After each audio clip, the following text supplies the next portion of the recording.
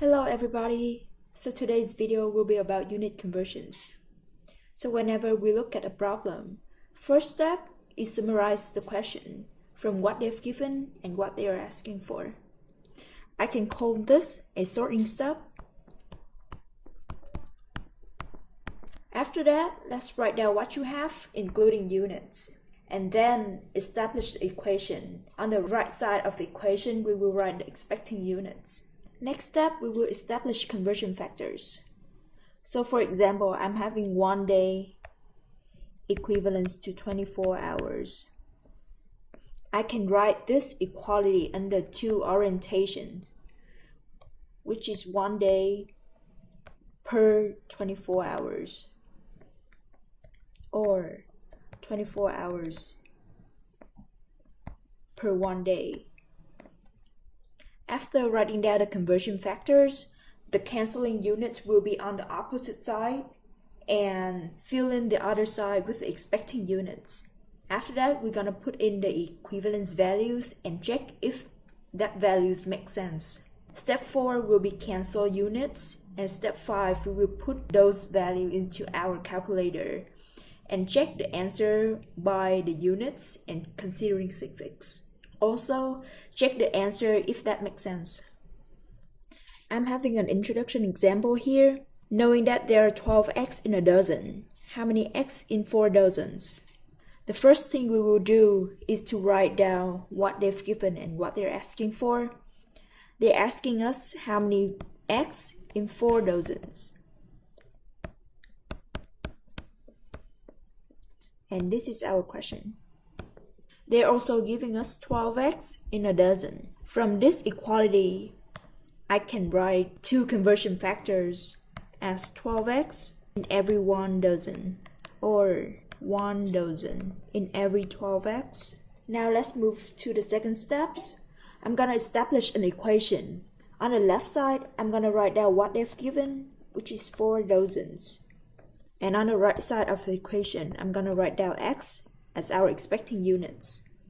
Establish a trend track because I want dozens to be cancelled, so I'm gonna put dozen in the denominator. The first conversion factors is having dozen in the denominator, so I'm gonna use this one. So x will be in the numerator. I'm gonna put in our equivalence value, which is 12x over 1 dozen. Dozen will be cancelled out, left us with our expecting units as x. Now I'm gonna put in these values in our calculator and have the results as 48x.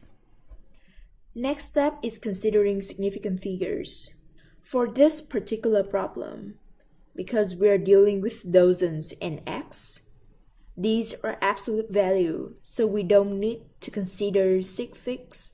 So 48x should be our final answer. Okay, so let's move on to our example 1. TCC is far from your house 24 kilometers. How many meters you need to go every morning to get to TCC from house? Now let's stop the video for a few minutes to work on this yourself. When you're done, hit play to check your answer. Now let's begin with our sorting step. At first, they give us 24 kilometers and asking us to find how many meters in it. And this is our question. The equality that we will use in this problem will be the relationship between kilometer and meter. And this is the equality that I have. 1 kilometer is equal to 1,000 meters. After that, I'm going to establish the conversion factors. And this is what I got. On the left side of the equation, I'm going to write down 24 kilometers. And on the right side will be my expecting units, which is meters. I want to cancel out kilometers, so it will be on the bottom. So I'm going to use the second conversion factors here. 1,000 meters is equal to 1 kilometer. 24 times 1,000 is 24,000 meters. And now let's consider significant figures. 24 is 2 significant figures, so I want my answer to also have 2 significant figures. 24,000 is currently having 2 significant figures, So this will be my final answer. Now let's move on to our third example. They're asking how many seconds in 30 hours. So in the starting step, I'm having 30 hours. And I wanted to find it in seconds. In order to do this problem, I need to know the relationship between hours and seconds. Or if I know the relationship between hours and minutes, then minutes and seconds. I can convert from hours to minutes and then into seconds. Those are my hints. Now let's stop the videos and try to work on it yourself. So for this problem, because I don't know how many seconds in 1 hour in top of my head, so I'm gonna convert from hours into minutes. And then from minutes into seconds. This will be my step 1. And that will be my second step. Now finding the relationship between hours and minutes. I'm having this equality here. 1 hour is equal to 60 minutes.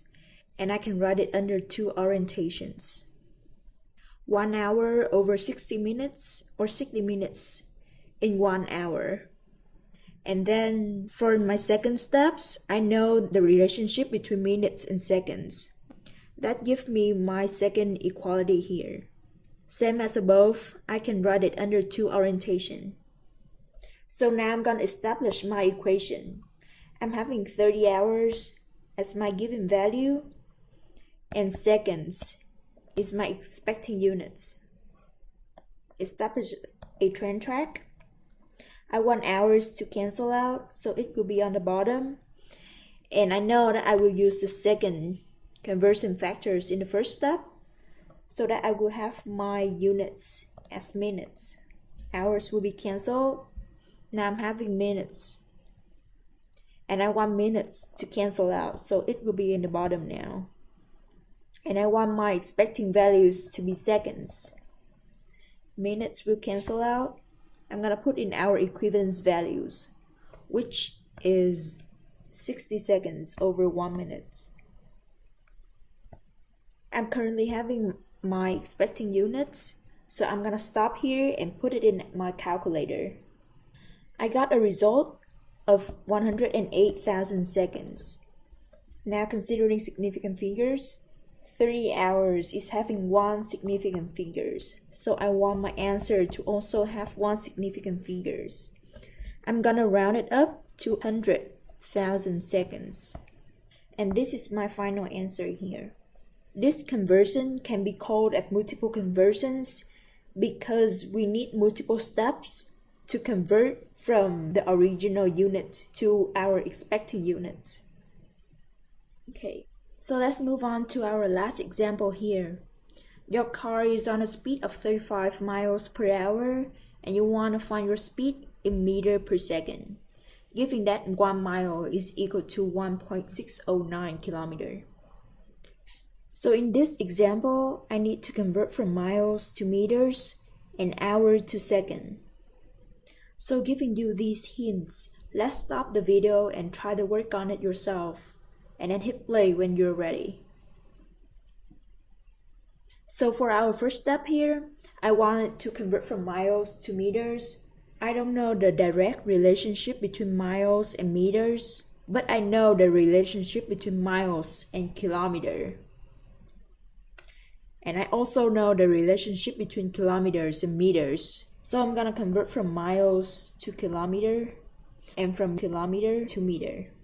For our second steps here, we're gonna convert from hours to minutes and then from minutes into seconds. So on the left side of the equation, I will write what I'm given. So 35 miles per 1 hour. And on the right side of the equation, I'm gonna write meters per seconds as my expecting units. Establish a train track. So I'm gonna start with my first step here, converting from miles into kilometer. I want miles to cancel out, so it will be on the bottom and kilometers will be on the top. I'm gonna fill in with 1.609 kilometer in 1 mile. These two will cancel. And I want kilometer to be converted into meter. 1 kilometer is equal to 1,000 meters. After this conversion factors, it gives me my expecting units as meter. Then I'm gonna switch into my second steps, converting from hours into seconds. I want hours to cancel out, so it will be on the top. 1 hour. Convert it into minutes, so that will be 60 minutes. So in the last conversion here, I want minutes to be cancelled. So minutes will be on the top, and seconds will be on the bottom as my expecting units. So 1 minute is equal to 60 seconds. Minutes will be cancelled, and now in the denominator, I have my expecting units as seconds. And this is what I want to find. So let's plug it in our calculator and find the answer. 15.64 is what I got. Considering suffix, 35 is having 2 significant figures. So I want my answer to also have 2 significant figures. I will round it up to 16 meters per second. And this is my final value. For more practice problems, please refer to the WTC handouts or the worksheet found on the Chemistry 110 website. Thank you for watching and good luck.